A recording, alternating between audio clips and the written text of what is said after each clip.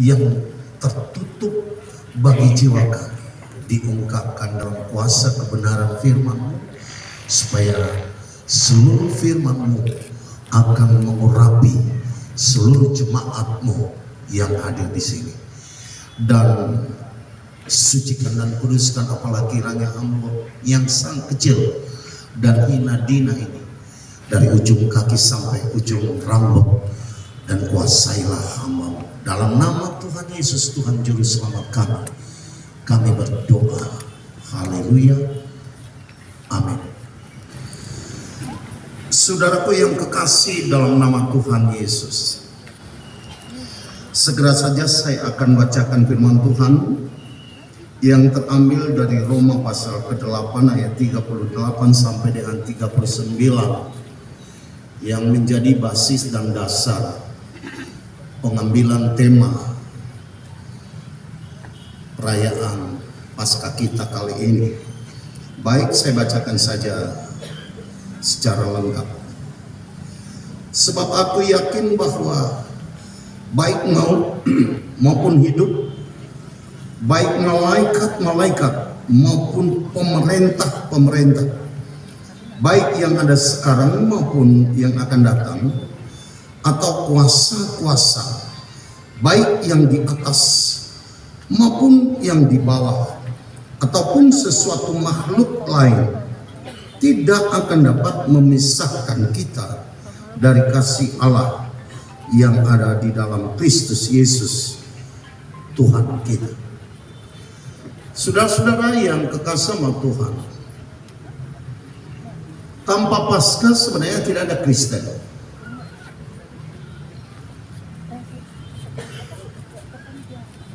Paskahlah sebenarnya kebenaran kekristenan itu.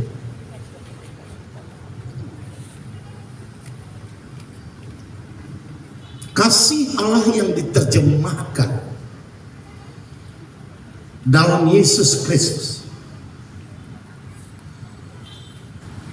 sesuai dengan rencana Allah yang tentu hanya ada di dalam pikiran dan benak Dia saja, untuk menyelamatkan umat manusia itu yang telah berdosa, menjadikan tugas yang sangat mulia baginya untuk datang di dalam dunia ini mewujudkan kasih.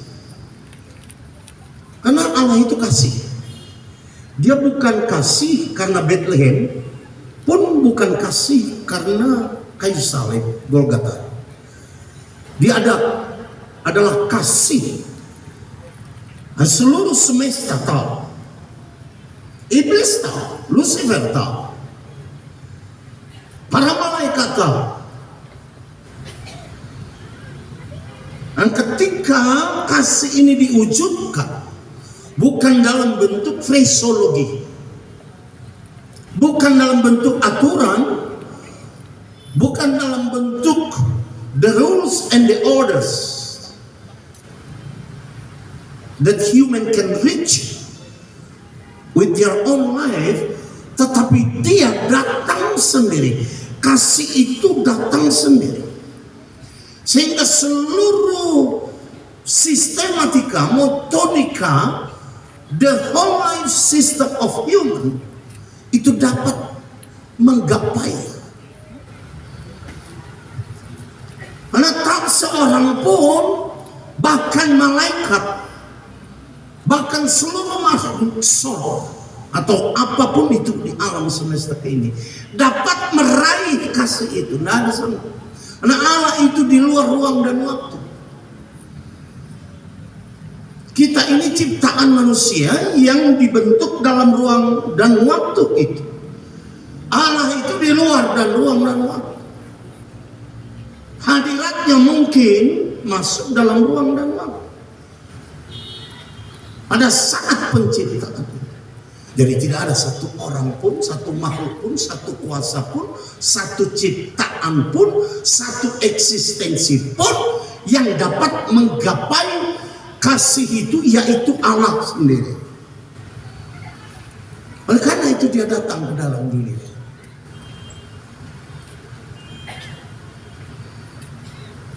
Dan dia datang sesuai dengan tugas. Sebagaimana Yesus katakan, aku datang bukan mengerjakan apa yang aku kehendaki, melainkan mengerjakan seluruh tugas-tugas yang telah diberikan oleh Bapakku itu kepada.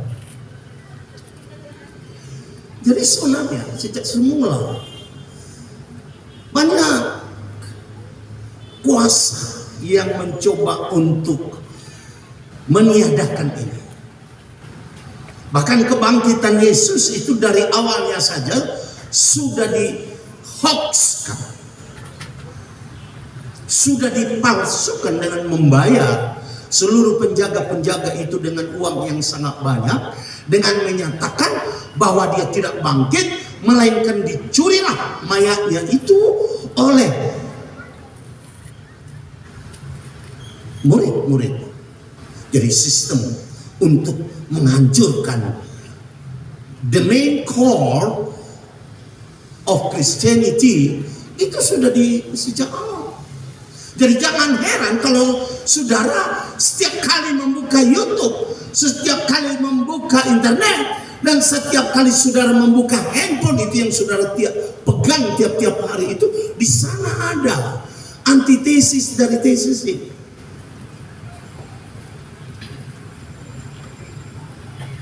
Paulus mengatakan dia yang kaya menjadi miskin supaya oleh karena kemiskinannya kita boleh dikayakan. Itulah sistem kasih yang Tuhan berikan.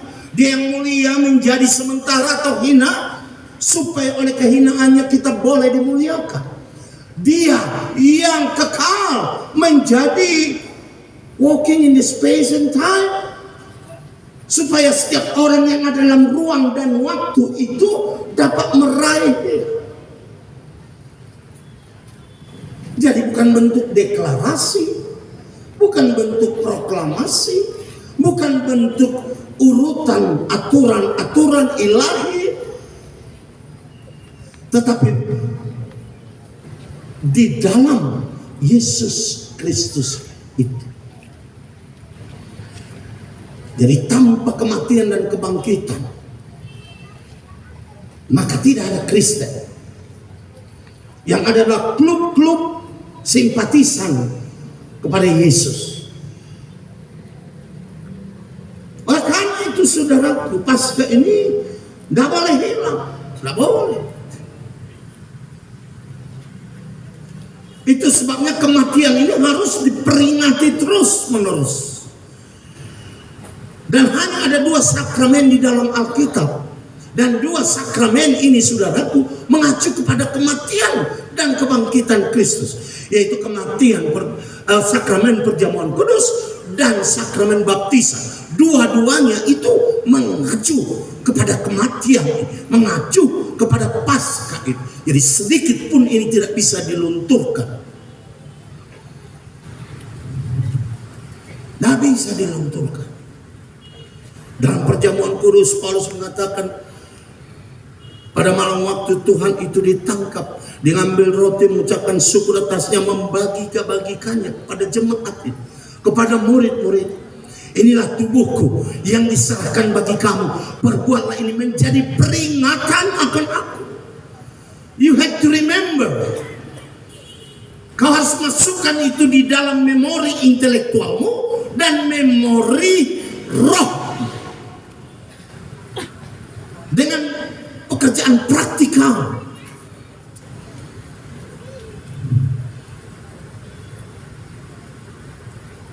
Paulus mengatakan demikian juga cawan itu sesudah makan. Inilah perjanjian baru, the New Testament, yang dimeteraikan oleh darahku. Perbuatlah ini menjadi peringatan akan aku setiap kali kamu meminumnya.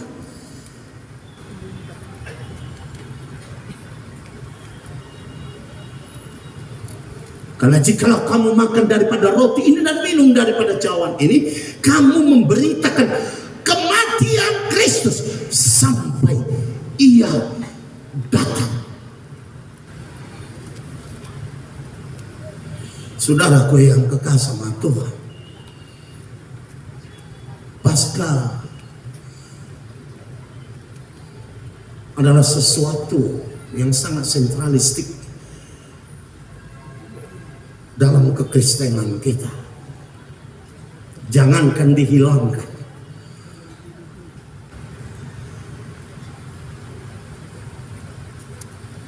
distimulasi pun tidak bisa. Itu adalah sebuah kejadian dan kebenaran. Menurut saya sih, tidak perlu kita teologiakan itu. Yang kita teologiakan adalah tujuannya itu. Kenapa dia mati? Tetapi kematian dan kebangkitan itu, saudaraku, adalah sebuah keadaan yang pasti. Tidak bisa ditolak seperti yang ditulis oleh para liturgis tadi di dalam surat ini. Jadi kalau saya ditanya, menurut pendeta, apa sih ciri-ciri Kristen yang benar? Maka yang pertama saya akan tanyakan itu aja. Mereka percaya nggak Kristus datang di dalam daging? 2, percaya nggak bahwa dia mati untuk dosa-dosa kita? Percaya nggak bahwa dia bangkit pada hari ketiga? Percaya nggak bahwa dia naik ke surga dan duduk di sebelah kanan Allah Bapa? Maka bagi saya itu cukup untuk menjadi ciri kekristenan. Karena itu saudaraku yang kekasih sama Tuhan, dunia mencoba mengaburkan ini. Dunia mencoba membuat segala sesuatunya menjadi semacam teologi kompromistis dengan mereka itu. Memperlemah posisi kematian dan kebangkitan Kristus itu. Bahwa dia adalah Tuhan, tetapi tidak mati dan tidak bangkit. Justru karena dia Tuhan tidak mungkin mati dan tidak mungkin bangkit.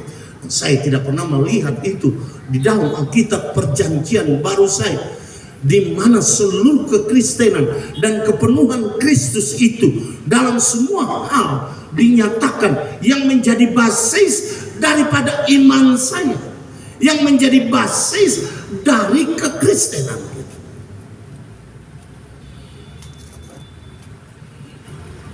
Gereja harus berdiri untuk mempertahankan ini.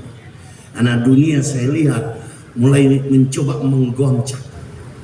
Saudaraku yang kekasih sama Tuhan, Yesus sebagai personifikasi dari kasih Allah itu diwujudkan. Tanpa dia, saudaraku yang kekasih sama Tuhan, Alkitab saya menyatakan tidak ada yang bisa masuk surga. Karena inilah sistem surga yang diberikan kepada human being.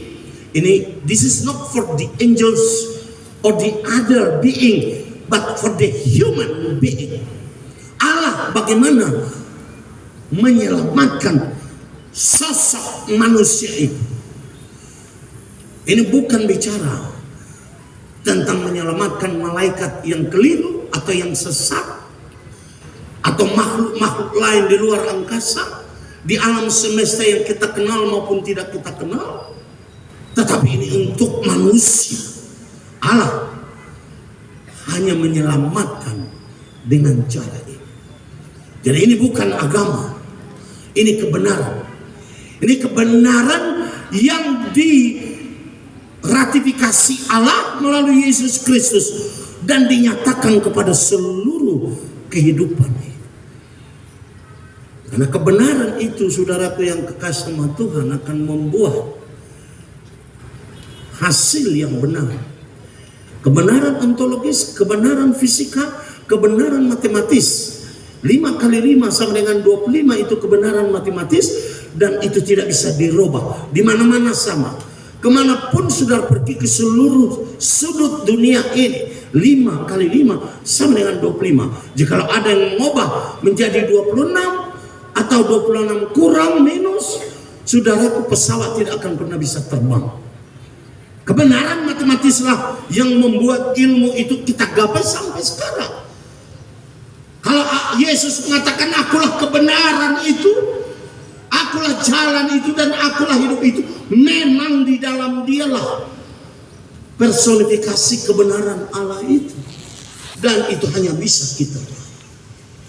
Dan ini saudaraku, tema ini mengatakan bahwa kasih Allah ini tidak bisa direnggut dari kita, tidak bisa dikaburkan, atau mungkin dihoaxkan, atau barangkali ditiru, dikawekan. Tidak bisa.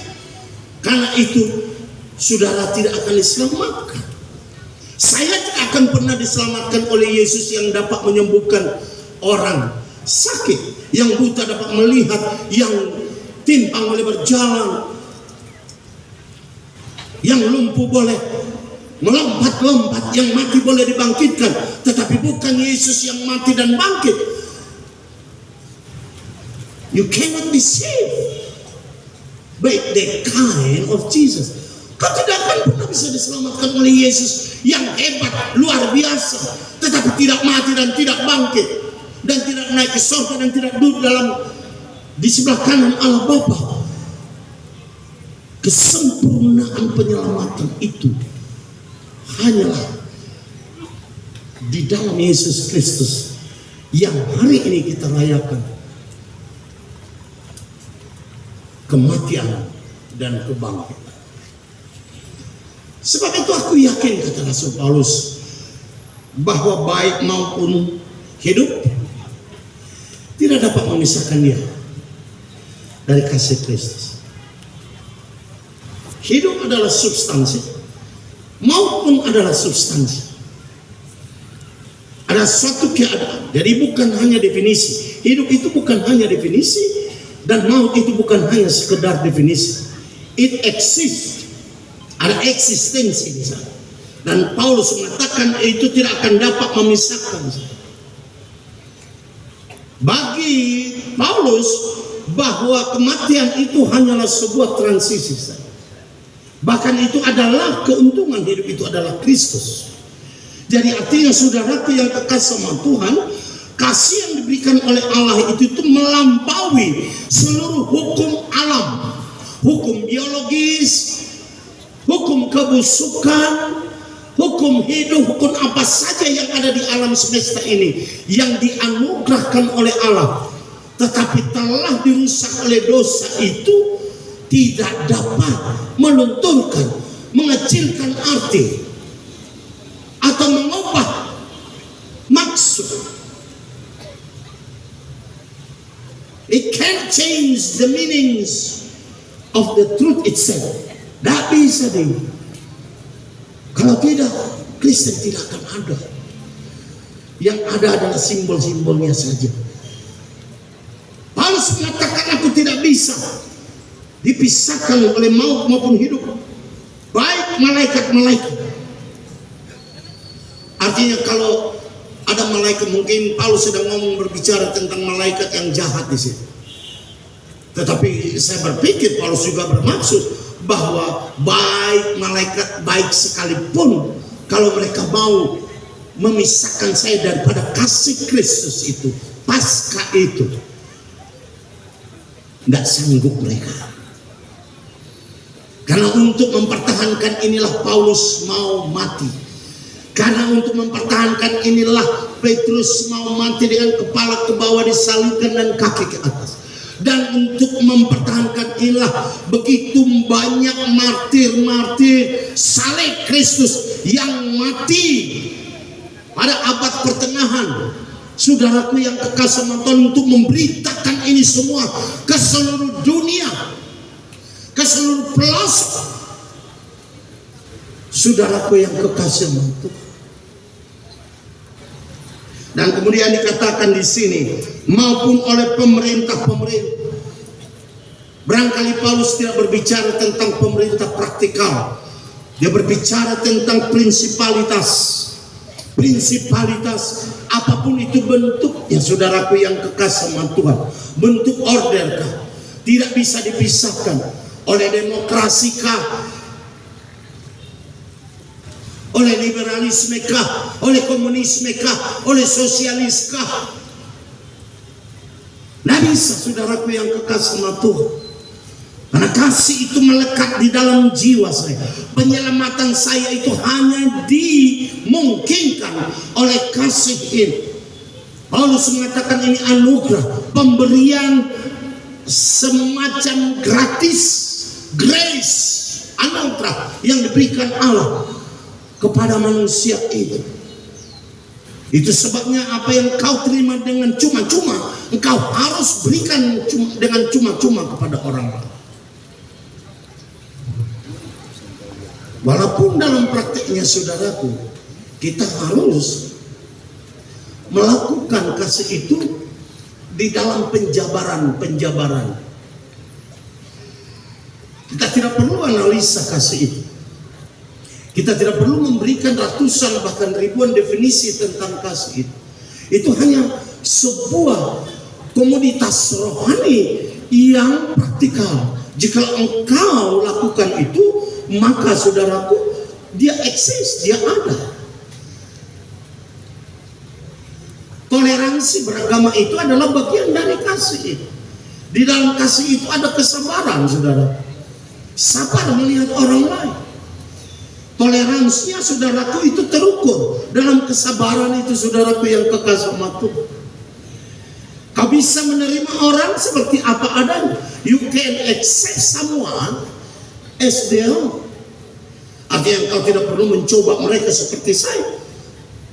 Tapi kasih Tuhan itu bisa menerima seorang, bahkan menerima orang berdosa, saudaraku yang kasih. Itu yang disebut Rasul Paulus, kasih yang melampaui akal budi, saudaraku yang kekasih sama Tuhan. Jadi toleransi sudah menjadi bagian Kristen dari sejak dulu kala. Kalau ada penurunan derajat menurut ukuran-ukuran tentang toleransi seperti yang disebut oleh FKUB tadi, itu sebenarnya hanya penurunan praktikal daripada kasih itu saja. Kasih itu tidak menerima, dia memberi, saudaraku. Artinya saya bisa toleransi kepada orang walaupun dia tidak toleransi kepada saya. Jadi orang Kristen itu memang orang-orang yang toleransi. Kesabaran Allah itu adalah sebuah kesabaran yang menunggu perubahan kepada orang lain itu. Dia memberikan ruang dan waktu untuk bertobat. Dia memberikan ruang dan waktu untuk memperbaiki, merehabilitasi hidupnya itu. Saudaraku yang kasih. Firman Tuhan ini mengatakan, baik yang ada sekarang maupun yang akan datang, the things presenting now or the things to come. Sesuatu yang terjadi sekarang dan sesuatu yang akan terjadi.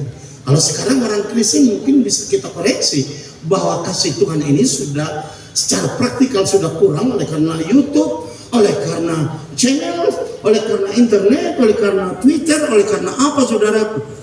Awas, jangan sampai kasih Allah itu impractical, itu menjadi terreduce, terkecilkan, saudaraku yang kekasih sama Tuhan. Paulus mengatakan, baik oleh keadaan sekarang maupun keadaan yang akan datang.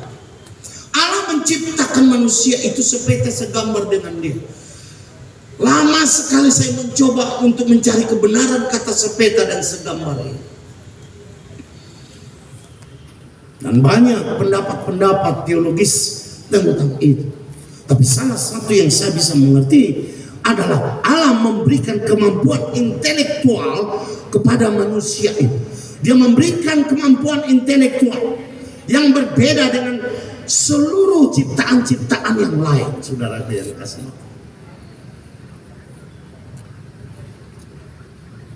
Dan kemampuan intelektualnya ini tidak dicabut. Memang Tuhan pernah menyesal menciptakan manusia itu. Tuhan pernah menyesal loh. Dalam kitab Kejadian pasal ke-6, maka menyesallah Allah dia menciptakan manusia itu.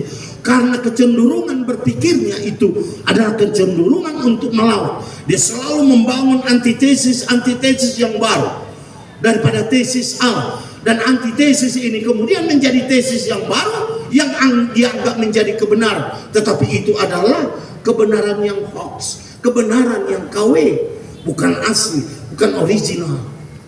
Walaupun itu sudah menjadi publik, saudaraku yang kekasih Tuhan. Paulus mengatakan, saya tidak. Apapun yang akan digapai oleh intelektual manusia, secara DNA, saudaraku, ilmuwan menemukan kita dengan simpanse itu, apa itu bahasa Indonesia? Simpanse ya. Simpanse itu DNA manusia dengan DNA simpanse itu 98% sama. Hanya 2% perbedaannya.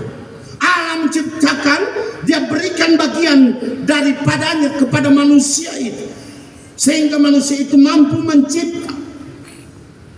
Ketika Daniel mengatakan bahwa ilmu itu akan semakin bertambah, saudaraku, mengarungi ruang dan waktu dengan cepat. Akselerasi ilmu pengetahuan, dulu dari TV hitam kepada TV berwarna, saudaraku yang kekasih, lama sekali. Dari telepon ke handphone itu lama, ratusan tahun. Tapi sekarang, saudara, akselerasi pengetahuan, karena pengetahuan itu sendiri, he can improve itself. Artinya AI itu artificial intelligence sudah dapat mengembangkan dirinya sendiri tanpa bantuan manusia. Dan apakah 20 tahun yang lalu yang akan datang, seperti apa teknologi yang akan digapai atau dinikmati oleh cucu saya? Bagaimana dengan kasih ini? Bagaimana dengan Yesus yang mati dan bangkit?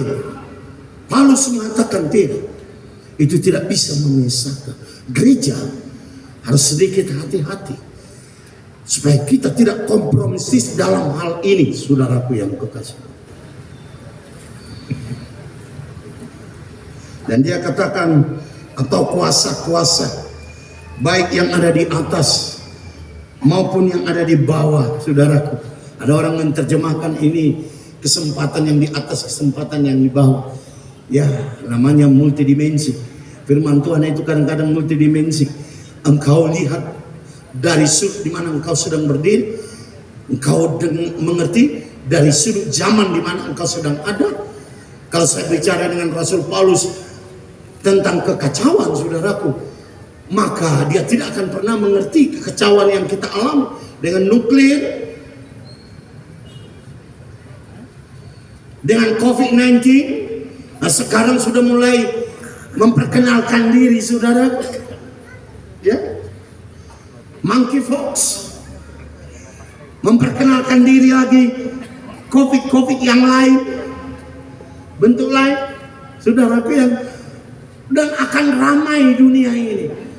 Paulus hanya kenal perang dengan pedang yang sangat konservatif. Perang bagi definisi Paulus dengan perang definisi gereja sekarang berbeda. Dulu orang perang sampai 1 tahun, tidak lebih dari 1 juta orang yang mati tiap-tiap hari perang. Sekarang 1 bom saja, saudaraku. Definisi perang itu berubah. Bagaimana gereja mencoba untuk melihat sebuah kebenaran ini, saudaraku yang kekasih. Dan Paulus mengatakan 2000 tahun yang lalu itu tidak akan menjejaskan kasih Allah itu dalam diri saya. Karena dia betul-betul mengasihi engkau. Dia memberikan kasih itu kepada manusia itu. Karena manusia itu dijadikan serupa dan segambar dengan kita. Kenapa manusia ini dicintai oleh Allah? Yesus mengatakan, karena demikian Allah mengasihi dunia ini, supaya setiap orang yang percaya kepada dia jangan binasa, melainkan beroleh hidup yang kekal. Artinya, saudaraku yang kesama Tuhan, dia mengasihi bumi kecil kita ini karena dia sudah menciptakannya dengan manusia. Oleh karena itu, saudaraku, hari ini biarlah kita memperlihatkan sebagai orang Kristen, memperteguh iman kita supaya kasih itu tidak pernah luntur dari hidup kita. Diberkatilah semua umat Kristen yang percaya kepada kebangkitan Kristus dan kematiannya, dan naik ke surga duduk di sebelah kanan Allah Bapa. Terpujilah dia hari ini kekal sampai selama-lamanya. Haleluya. Amin. Kita tunduk kepala sejenak dan berdoa. Allah Bapa di dalam sorga, bersyukurlah kami kepadamu pada hari ini, karena Tuhan telah memberikan kami ruang dan waktu yang baik ini, supaya olehmu kami mendapat bagian yang terbaik dari rencana Tuhan yang sangat besar dan agung itu. Maka Engkau berkatilah setiap firman itu, bekerja dengan kuasa Roh Kudus-Mu dalam setiap hati yang mendengar, telinga yang terbuka, intelektual yang berpikir dari seluruh firman-Mu itu. Seberapa jauhkah suara sistem atau sound system ini menjangkau, sekecil apapun mereka dengar, seperti apapun firman itu yang mereka mengerti, kami berdoa supaya Engkau urapi dengan kuasa Roh Tuhan dan bekerja dengan mukjizat-Mu, dengan tanda ajaib. Terima kasih Tuhan. Tuhan berkati kami sekalian. Haleluya. Dalam nama Yesus kami berdoa. Haleluya. Amin.